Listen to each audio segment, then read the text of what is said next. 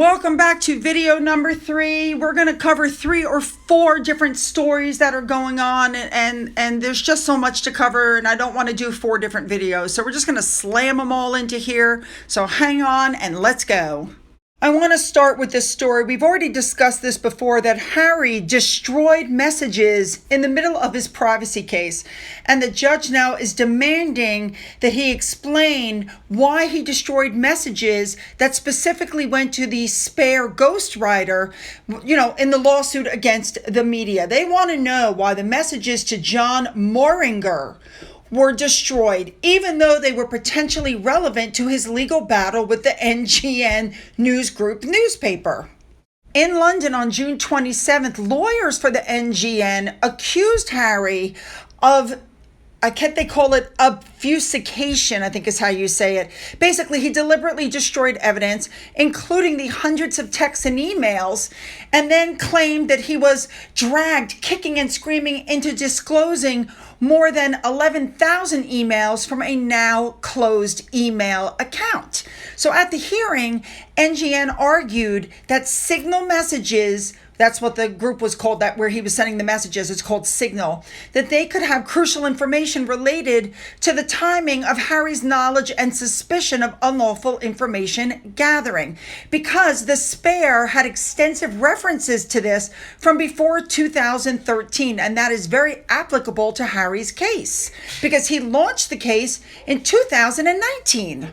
Now remember, Harry launched his case in 2019, and any claim for damages must be lodged within 6 years. So if the messages proved he believed that he had grounds for a claim before 2013, then his entire case could be dismissed on the basis that it was filed too late. Now the High Court Justice, his name is Timothy Fancourt, he said it was not clear why there had been obvious deletions of texts sent from Prince Harry to the ghostwriter, which were sent by, again, Signal and also WhatsApp. Now, he was ordered to try to retrieve the messages from Signal. His lawyers were ordered to search through his other text messages, WhatsApp messages, and emails from 2005 right through January of 2023, which is the month that book The Spare hit the shelves. The judge did say there was troubling evidence of confidential messages being destroyed well after Harry's claim was underway, and there was a real concern that the Duke himself, got rid of the documents. So, yeah, we don't know what happened, and this could cost Harry his case. Now, here's my thing. Don't you think the ghostwriter would have kept his messages? Even if Harry deleted his, wouldn't the ghostwriter still have his?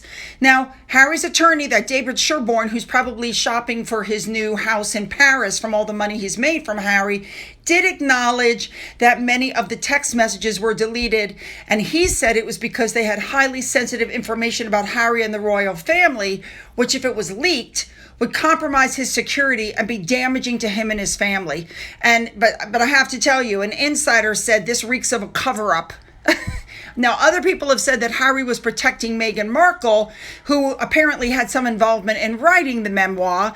And they're saying, you know what? The world's going to find out soon enough. It's only a matter of time. And this evidence is probably going to destroy Harry.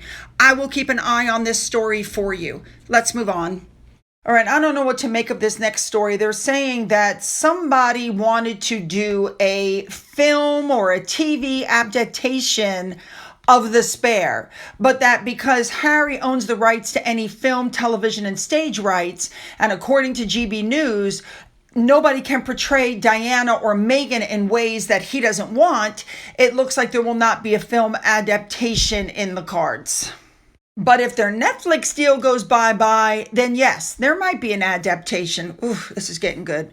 I'll keep you up to date. Moving on. Next up, Tom Bower. Remember, he wrote the book Revenge, and Harry and Meghan threatened him with legal action if he published anything, and then he published and they never sued, because after all, you can't sue about what's true. Well, Tom Bower is claiming that Meghan has another bomb to drop on the royal family. He pointed out that Harry and Meghan are on a permanent decline. They need money. They need publicity. And so to do that, they're going to drop another bomb on the royal family. Now, of course, Meghan apparently, as part of the 4-book Random House deal, is supposed to write her own autobiography. And Tom Bowers said it's going to be filled with lies and vitriol, and she won't tell the truth because she wants a sensational headline, and that is the ultimate weapon that she can deploy. He said that Meghan is an agent of poison who doesn't care at all about her father. I think we already all know that. He pointed out that Harry and Meghan have kind of reined in their attacks on the royal family, but that's only because they're plotting for something even bigger.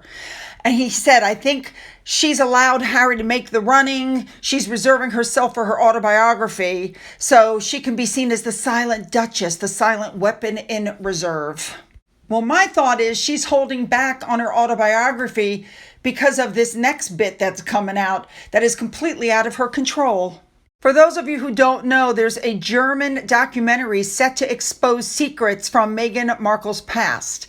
Now, according to this source, this article, this was an expose set to air on the ZDF network in Germany. And the only setback is that they want more research time to make sure that everything is legally sound. They want to make sure that everything they say is correct. They're doing checking and double checking because you can't sue if something is true. It's been reported Harry and Meghan are absolutely panicked over this documentary. It's a very infamous German royal documentary, and they're focusing specifically on Meghan's past. And they're saying that Meghan has no direct involvement in this, and her team are very concerned about what could come out. So, you know how it is. She and Harry need to have control over everything. And so they want to know what's in it. Ain't nobody telling them. You all should know that just last week, that network aired a show called Princess Kate and the Drama of the Windsors. And that looked at how the Windsors were coping without the Princess of Wales on the front line since her cancer diagnosis. So all the speculation about where was Doria, what happened to Meghan, was she really a yacht girl, did she meet Andrew first? All of these questions are going to be answered. I will let you know when this documentary shows up. Let's move on. All right, this really caught my attention. They're saying that Harry and Meghan are being left off of guest lists for events and friends' weddings and all kinds of stuff because they've been given the title of uninvitables. Now, the reason that they've been deliberately, left off the guest list is that, number one, people don't want to be tarred with the same brush. Number two, if they come, their family could be excluded from the social circle because people don't want to deal with them because they can't keep their peace and they repeat everything that they hear. And number three, people know that friendship with them has strings attached. There's always a tit for tat. She can't just be your friend. If she wants to be around you, she wants something from you. All right, let's move on to Netflix. I keep telling you guys their contract is going to be up next year, and I don't believe for 1 second that Netflix is going to renew it. Well, something else has happened. Their Heart of Invictus docuseries did not get a nomination for the 76th Emmy Awards. We know it was released August of 2023, and it followed 6 of the veterans competing. The problem was, it really wasn't about the veterans. It was about Harry and Meghan, as far as I'm concerned. Now, in the meantime, David and Victoria Beckham documentary for Netflix was nominated for 5 awards: Outstanding Documentary Series, Cinematography, Picture Editing, Music Composition, and Directing.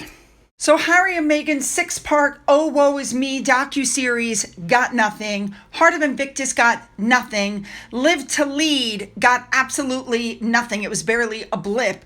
Whereas the Beckhams are riding high. Now, we know again about Meghan doing this show about, the joys of friendship and cooking and blah, blah, blah.